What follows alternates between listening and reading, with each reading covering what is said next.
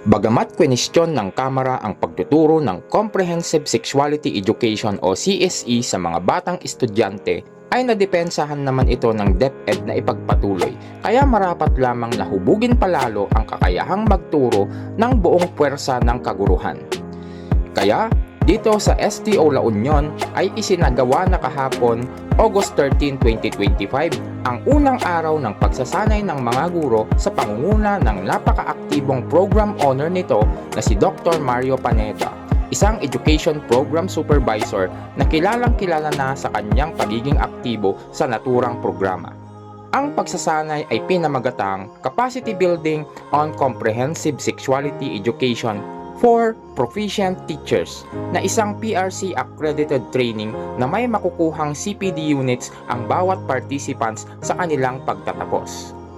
Pagkatapos ng registration ay agad na nagsimula na ang programa sa oras na 8:15 AM sa pamamagitan ng pag-awit ng lahat ng lupang hinirang na inihanda ni Dr. Sherwin Dulay na agad din namang sinundan ng pagsasagawa ng panalangin ni Ma'am Claire Polanco bago ituloy ang pag-awit naman sa La Union Hymn at Luz du March ng lahat ng kalahok.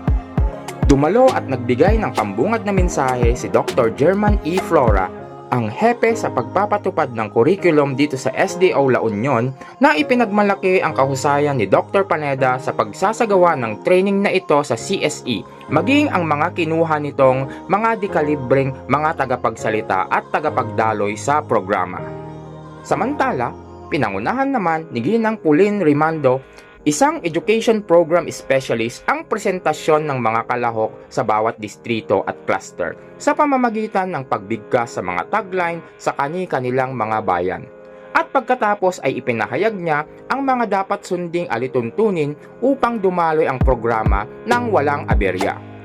Inilatag naman ni Dr. Mario Panetta ang mga pangunahing layunin sa pagsasagawa ng pagsasanay na ito, at ito ay ang makagawa ang lahat ng isang komprehensibong work application plan kung saan iaakma ng mga kalahok ang mga natutunan nila sa pagsasanay at kanilang isasagawa sa kanilang mga eskwelahan. Sinabi rin niya na magiging flexible sa oras ang pagdaloy ng buong pagsasanay para sa ikabubuti ng lahat. Isinunod ang pagsasagawa ng pretest sa lahat ng kalahok upang masukat ang kanilang kaalaman sa CSE at kanilang sinagutan ang 30 bilang ng mga katanungan sa loob ng 10 minuto na nagsimula sa oras na 9:25 AM at natapos ng 9:35 AM.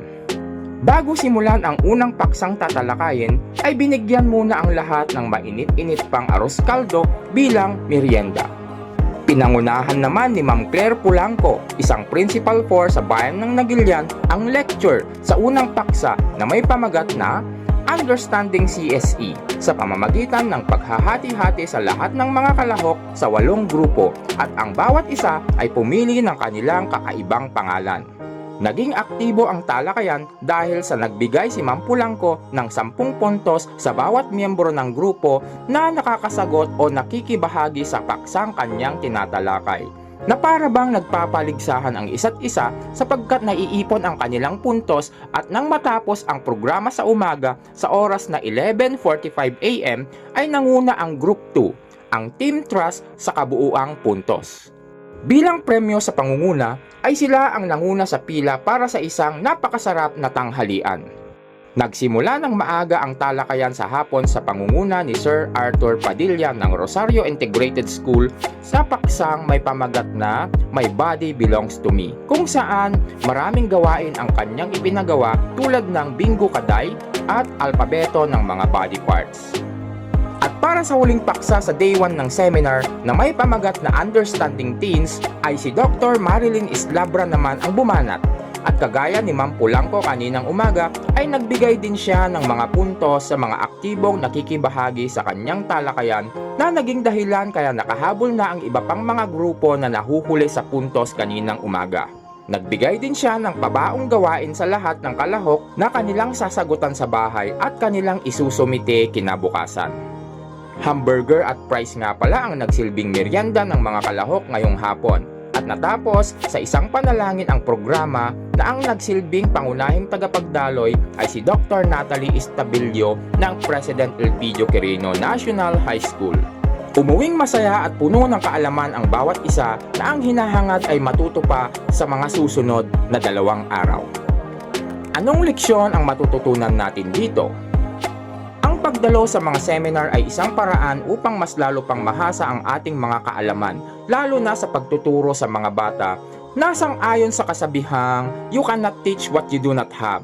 Kaya, kapag ikaw ay naisali sa isang pagsasanay, ay tanggapin ang hamon at magpasalamat na ikaw ay kabilang, lalo na at ito ay libre at walang bayad.